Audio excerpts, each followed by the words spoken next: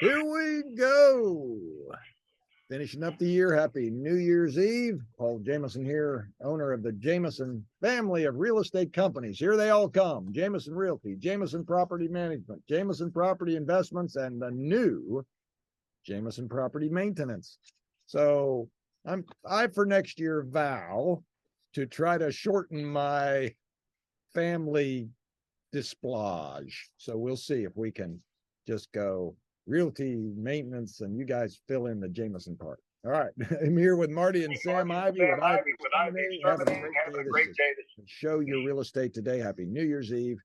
If you're just tuning in, then you missed a heck of a show. You can always go back, listen to the podcast on WBT.com under the show tab, or at a later date, once we get them uploaded, we have a YouTube channel at Jameson Realty. You can listen to the shows anytime until your eyes and ears pop off. All right. Marty and Sam, we talked at the break. If I see possums on my camera, see raccoons on my camera, see critters on my camera around my house, what do I do?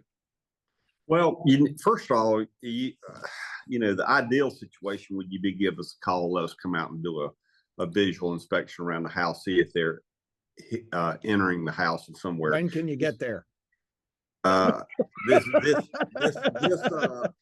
This wildlife issue has become a big issue. We're seeing wildlife go into areas that sometimes they'll enter in areas that are easy access, or where things haven't been flashed properly, or where trim hadn't been installed properly, or you've got damaged areas and foundations or foundation vents that are damaged.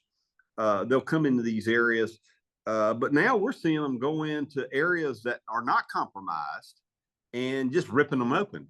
I've got a townhome complex where we've removed 3 raccoons in the attic space, and you can go around just outside the building and see where raccoons crawled up on the roof and just grabbing the trim and ripping it off, bending it, flashing back. I mean, just tearing it to pieces.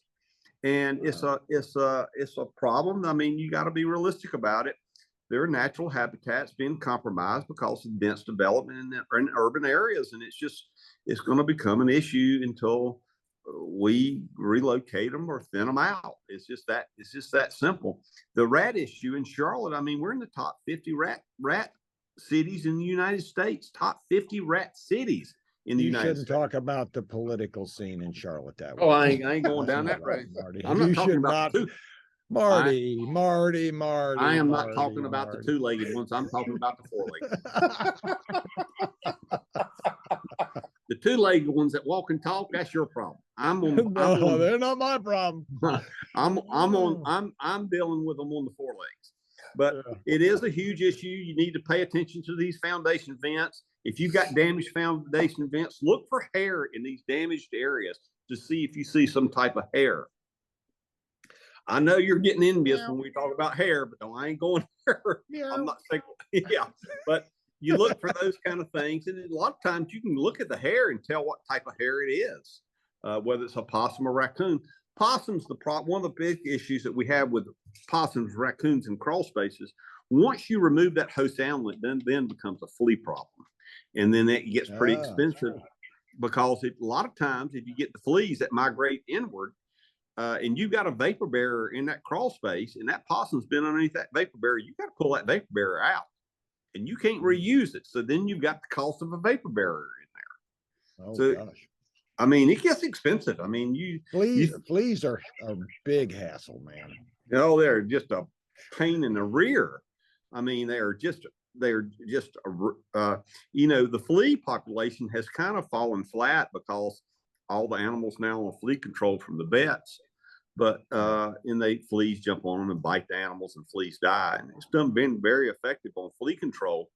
But when you've got a tenant in your house that's got a pet, when that pet goes, those fleas have laid that egg, or this firsthand.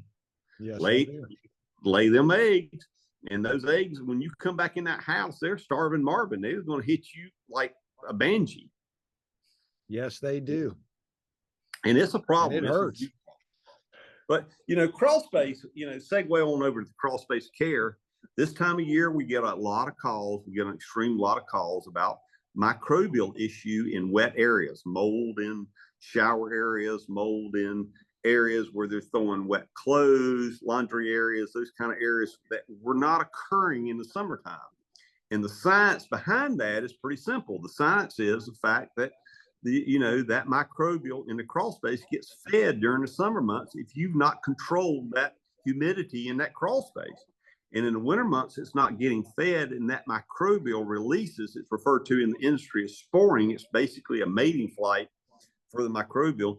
It comes out and it goes in looking for something to feed on. In any wet area, it goes right to. That would mean shoes that you've got in closets that you've put in there, you've worn and put them in a closet that were had sweat from perspiration on those shoes.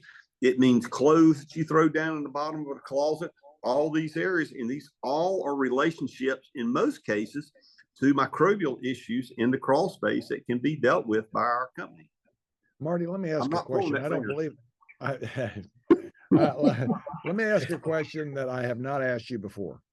It interests me. So we talk about microbial in the crawl space. We talk about microbial and the buildup of moisture. Are there any insects that feed on that microbial? Oh yeah, I mean it helps the termites. It helps them all. I mean, what about roaches? Well, you get bacteria that comes from it. They'll get into that, and it's really what was the old nursery rhyme? There was an old woman who swallowed a fly, and she swallowed a spider to catch fly. Everything that enters your house creates a chain reaction that once one thing enters, that's a path for something else to enter. I mean, when you die, I mean, there's forensic entomologists that come out to a crime scene and can tell within 5 minutes of your death by the type of insects that are on your body, because they're all coming in at stages of decomposition.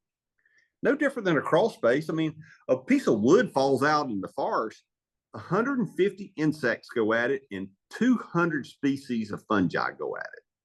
And that's absolute science. And a crawl space is no different. People say, oh, that wood in the crawl space got to breathe. That wood in the crawl space is dead. It ain't going nowhere.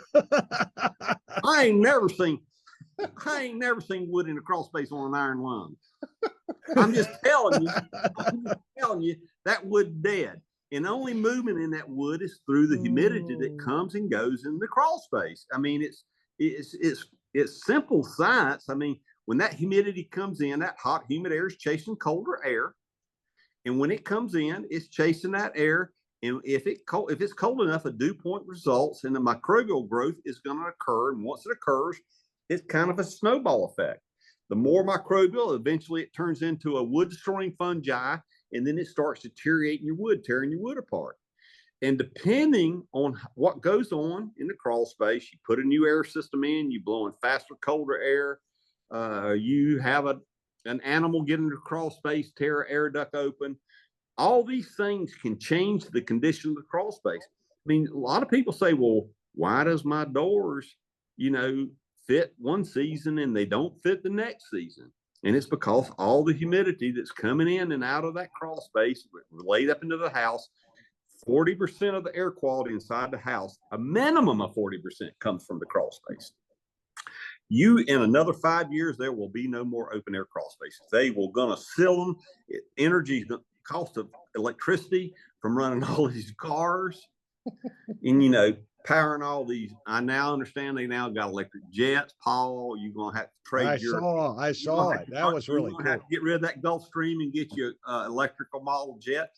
That meter on the side of your house is gonna be spinning. It's gonna dim the lights in Vegas. And let me tell you, the cost of energy is going to get Duke Power is going to send me more than a Christmas card. You gonna get Christmas candles. You gonna get candles for Hanukkah. You gonna get it all. Maybe I'll get an Easter basket too. You probably Easter. They may give you money.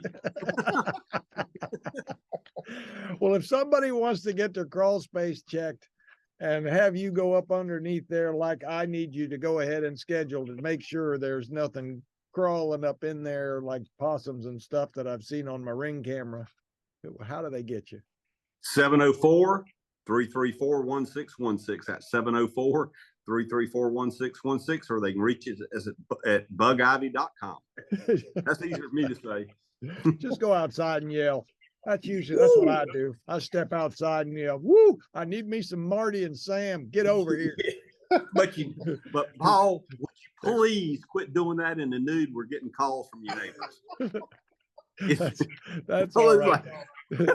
That's all right. They don't care. See, they say my age anymore. They say that we'll be right. Hey, they say that's eccentric all.